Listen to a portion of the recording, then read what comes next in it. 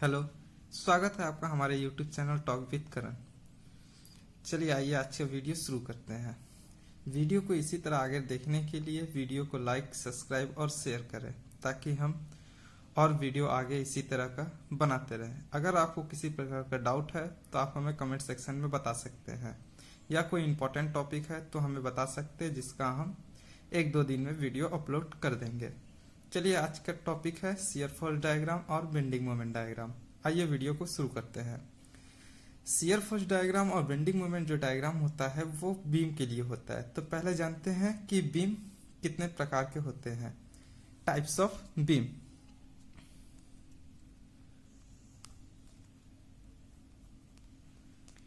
Types of beam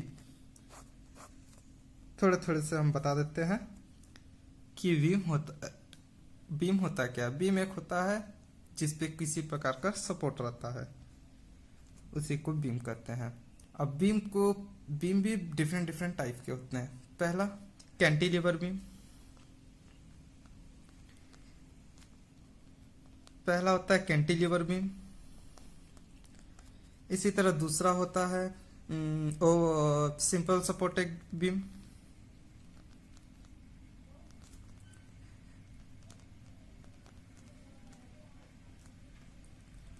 simple supported beam. तीसरा होता है ओवरहैंगिंग बीम। Overhanging beam.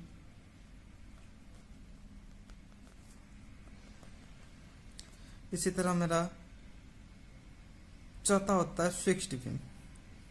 चौथा होता है fixed beam.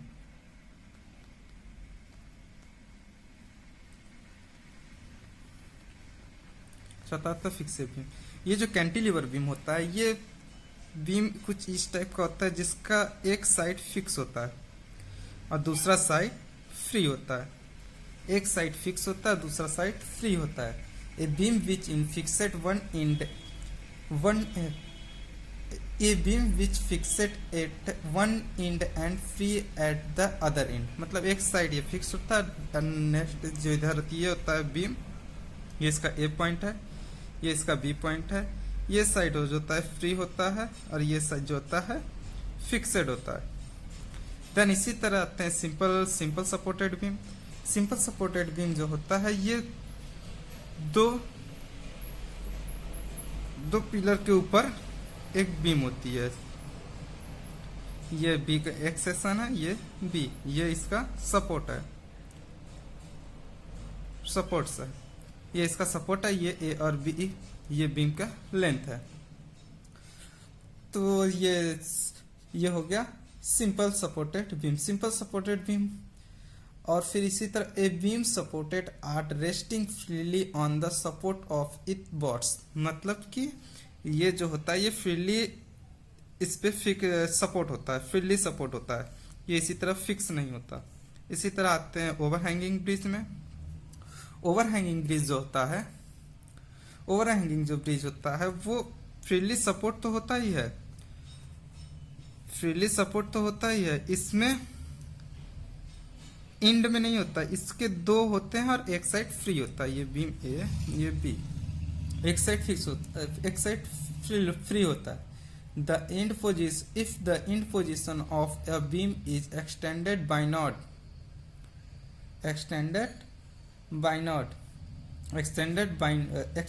by not the support such beam is now simple ये ओवरहैंगिंग बीम, ये इसको कहते हैं ओवरहैंगिंग बीम। इसी तरह फिक्सेड बीम क्या होता है, दोनों साइड से फिक्स होता है। जैसा कि नाम से ही पता चल रहा है, ये दोनों साइड से फिक्सेड होता है। तो इसे हम लोग कैसे लिख सकते हैं, beam whose both end and fixed now, beam whose both end are fixed now as fixed beam।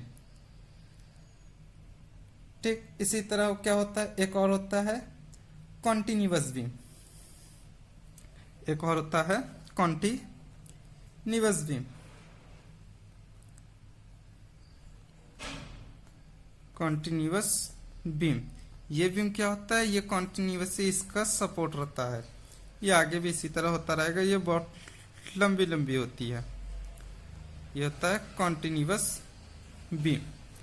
ये इसका सपोर्ट है, ये इसका बीम है, ये इसका सपोर्ट्स है, ये इसका सपोर्ट है। तो ए beam which is provide more than 2 support, जिसमें 2 से अधिक सपोर्ट है, वो कॉन्टिन्यूअस बीम होता है। और इस बीम पे डिफरेंट टाइप के लोड लगते हैं। तो आइए देखते हैं कौन कौन सा लोड होते हैं। Types of load. Load basically 3 types के होते हैं। Point load, uniformly distribution load और uniformly varying load. Uniformly varying load. तो आइए तो देखते हैं पहला पॉइंट लोड। पॉइंट लोड कैसा होता है? ये बीम हो गया, यहाँ पर एक सपोर्ट है, यहाँ पे एक सपोर्ट है। इसको मान लेते हैं आर है और इसे मान लेते हैं आर बी। रिएक्शन है इसका, नीचे से लग रहा है। देन इसके ये इस पॉइंट पे सी, जिसको ए मानते हैं, इसको बी मानते हैं, ये सी पॉइंट पे एक पॉइंट लोड लग रहा है। ये बस सीधा एक कहीं भी लग सकता है, यहाँ भी लग सकता है, कहीं किसी भी जगह पे लग सकता है। इसी तरह दूसरा आता है, दूसरा कौन है? Uniformly distribution load, distributed load. Uniformly distributed load किस टाइप का होता है? ये जो बीम है, ये इसका आर ए हो गया, ये इसका आर बी हो गया, ये बीम ए से बी, ये यूनिफॉर्म पूरे पे एक साथ ही लगता है, डिस्ट्रीब्यूट एक ही साथ होता है। ये इस टाइप का लोड जो होता है यूनिफॉर्म लोड होता है, यूनिफॉर्म लोड होता है। इसी तरह यूनिफॉर्म वेरिंग लोड, ये डिस्ट्रीब्यूटिव लोड था। इसी तरह uniformly varying load, uniformly varying load. Uniform varying load क्या होता है? ये पॉइंट लोड की तरह होता है, लेकिन ये कहीं कम कहीं ज्यादा इस टाइप से हर एक साइड लगा होता है। बीम में डिफरेंट पॉइंट पे लगा होता है।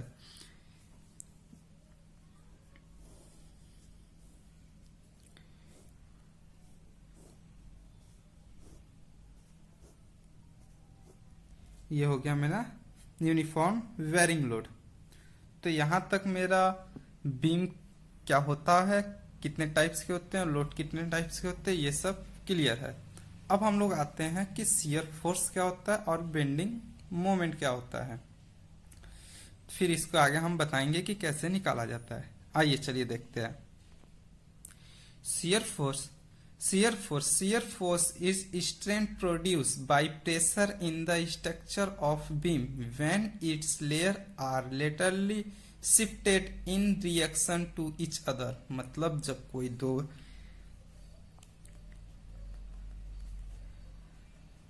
शियर फोर्स जब ये एक हो गया, ये एक हो गया, दो बीमों के बीच में ये कुछ एक इधर से लगता है, एक इधर से जब फोर्स लगता है तब ये शियर फोर्स जनरेट करता है, तब ये शियर फोर्स जनरेट करता है। तो shear force is strain produced by pressure in the structure of a beam when its layer are laterally shifted in relation to each other। मतलब एक दूसरे के रिलेशन के अदर होते हैं।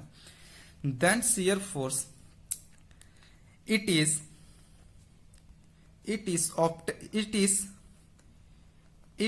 obtained by algebraic sum of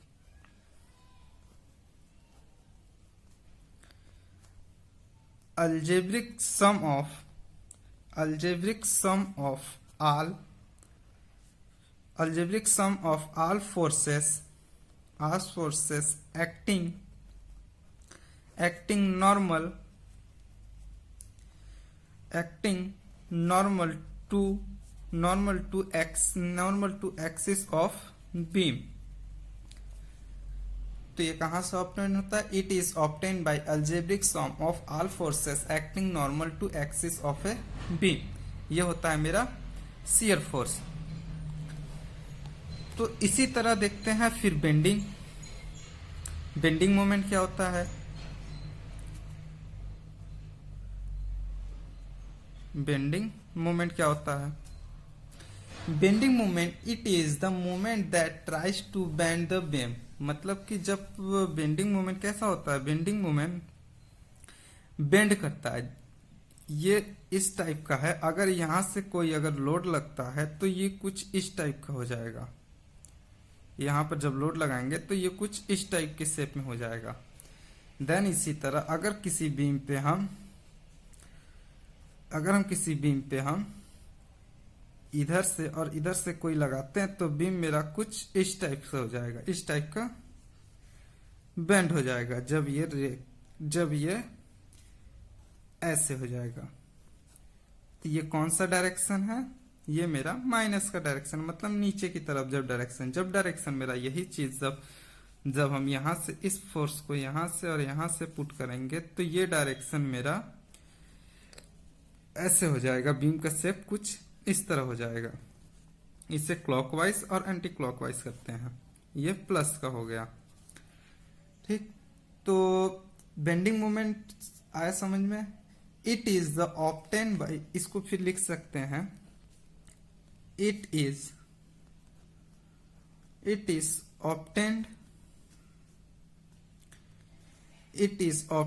us algebraic sum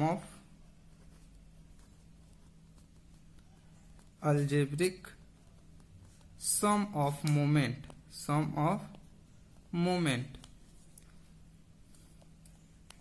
algebraic sum of moment at all forces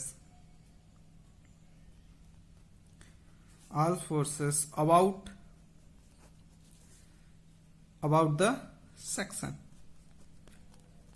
मतलब algebraic सब पूरे मोमेंट का जो होता है वही होता है इसका बेंडिंग मोमेंट, वैसे ही निकालते हैं। अब आइए देखते हैं कि बेंडिंग मोमेंट किसी एक डायग्राम पे हम लोग लेकर देखते हैं।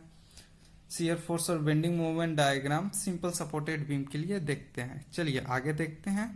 सिंपल सपोर्टेड बीम का यूनिफॉर्म, अगर उस पे डिस्ट्रीब्यूशन जो लोड है, अगर यूनिफॉर्म डिस्ट्रीब्यूशन टाइप का लोड लगा हो तो फिर हम उसका कैसे निकालते हैं। चलिए आइए देखते हैं। शियर फोर्स और बेंडिंग मोमेंट के लिए हम पहले इसको एक सिंपल सपोर्टेड बीम को एक ड्रॉ कर लेते हैं। यहां पे ड्रॉ करते हैं, ये रहा सिंपल सपोर्टेड बीम। ये इसका आर ए हो गया, ये इसका आर बी हो गया और ये इसका आर ए हो गया। इस पे यूनिफॉर्म डिस्ट्रीब्यूशन का लोड लगा है।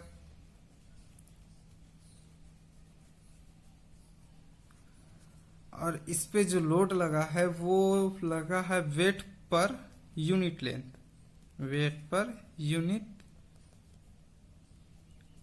लेंथ और इसका जो लेंथ है वो L है और बीम जो है A से B तक है।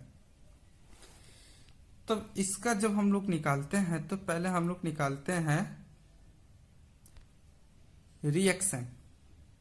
पहले इसका क्या निकालते हैं? रिएक्शन निकालते हैं, मतलब आर ए और आर बी। तो रिएक्शन मेरा क्या होगा?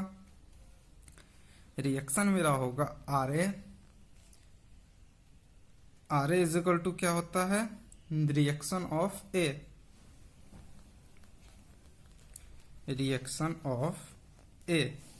Then R B is equal to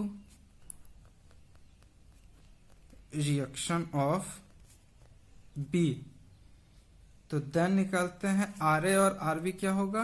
दोनों आपस में इक्वल ही होंगे। तो R A is equal to R B, दोनों बराबर ही है, एक ही लोड लग रहा है इसलिए दोनों बराबर ही है। तो R A plus R A is equal to R B. तो ये लोड जो यहाँ पे लग रहा है ये कितना है पोजीशन पे लग रहा है? L, मतलब आधा इसका होगा। जब दोनों बराबर है तो हाफ इधर का हाफ इधर का, तो फिर क्या हो जाएगा? ये L/2 W into L/2। W क्या है? W इंटू L इसका पूरा लेंथ हो गया और 2 मतलब हाफ इसका और हाफ आर बी का, W हो गया। तो हम फिर लोग क्या करते हैं कि फिर एक लाइन कंसीडर करते हैं जिसकी वैल्यू निकाल लेने से हमें निकालने में थोड़ा सॉल्व करने में प्रॉब्लम नहीं होगा। तो हम कोई एक मान लेते हैं, कंसीडर कर लेते हैं कोई सेक्शन यहाँ पर x है, कोई सेक्शन मेरा यहाँ पर कैपिटल X है जो कि x डिस्टेंस पे है, जिसका डिस्टेंस कितना है x है, small x, capital X axis पे स्मॉल x एक्ट हम लोग कंसीडर कर लेते हैं। चलिए देखते हैं क्या लिखते हैं। Consider any section, consider any section x at a distance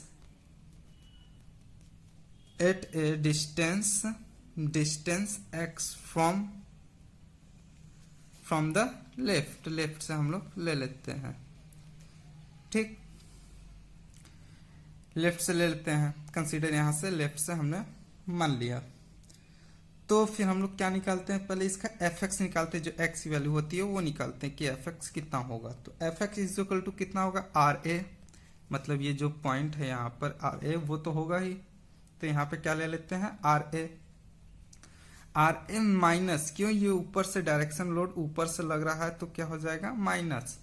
तो नीचे से लगेगा, नीचे से जब रिएक्शन लगता है तो प्लस, ऊपर से लगेगा तो माइनस, अरे नीचे से लगेगा तो माइनस, ऊपर से लगेगा तो प्लस। तो नीचे से जब लग रहा है फोर्स तो मेरा क्या होगा, W, जो इसका पूरा यूनिट लेंथ है W, तो ये unit length W into unit length, तो W और यूनिट कितना है x हो गया, W इंटू x हो गया। तो RA की वैल्यू हमें मालूम है,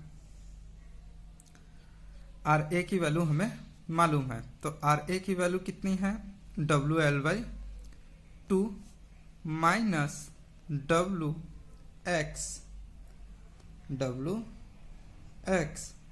ये हो जाएगा मेरा x की, ये हो गया the value of shear force at different point.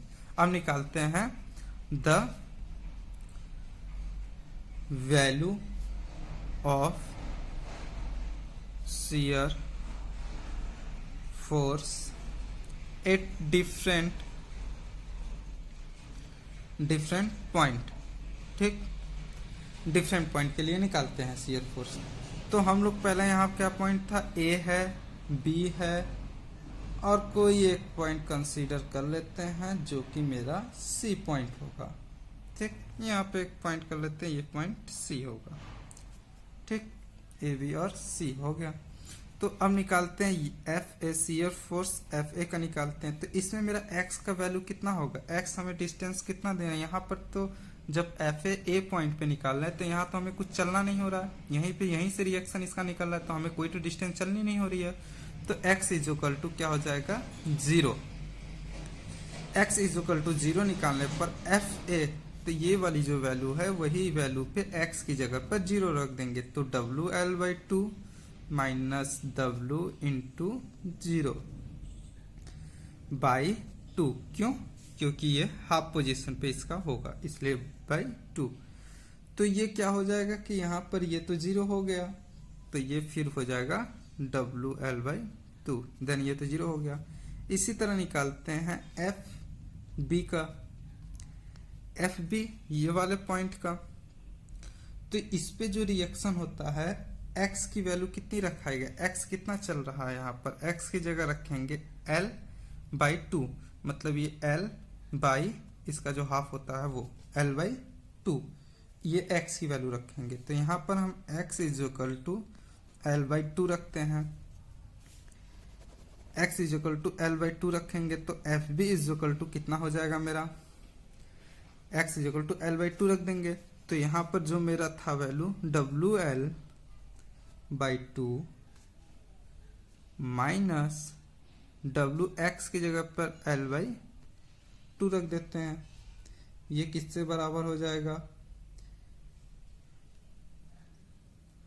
WL/2, नहीं, ये x की वैल्यू, x तो पूरा लेंथ चल रहा है ना, तो L होगा, सॉरी थोड़ा यहाँ मिस्टेक हो गया, आप लोग ध्यान दीजिएगा। तो x इज इक्वल टू यहाँ पर हम l रखेंगे, F B is equal to L/2, यहाँ पर W इंटू एल। देन इसका वो करने पर कितना आ जाएगा, WL/2 माइनस का, क्योंकि ये इसमें से होगा 2L हो जाएगा, 2L का WL में से माइनस करेंगे तो माइनस WL/2 बचा, माइनस WL/2 बचा। ये तो हो गया मेरा FB। इसी तरह जब हम FC निकालते हैं तो FC is equal to X की वैल्यू कितनी होगी, x की वैल्यू देखिए, FC पे x की वैल्यू x की वैल्यू कितना होगा, L, ये हाफ पे लग रहा है तो L/2, तो FC की वैल्यू कितना हो जाएगा, FC is equal to x is equal to L/2 रखते हैं। देन मेरा क्या हो जाएगा, WL/2 माइनस इसकी जगह पर अगर x की जगह पर L/2 रख देते हैं तो मेरा आंसर क्या आता है, तो ये दोनों सेम ही है तो दोनों माइनस होगा तो 0, मतलब FC पर मेरा 0 हो गया। FC पर देन मेरा 0 हो गया। ये तो मेरा तीनों पॉइंट का निकल गया शियर फोर्स। अब निकालते हैं बेंडिंग मोमेंट। बेंडिंग मोमेंट निकालने के लिए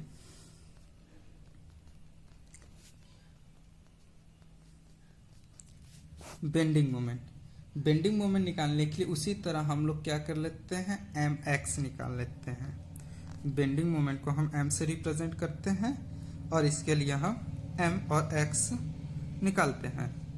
चलिए आगे देखते हैं mx कैसे निकलता है।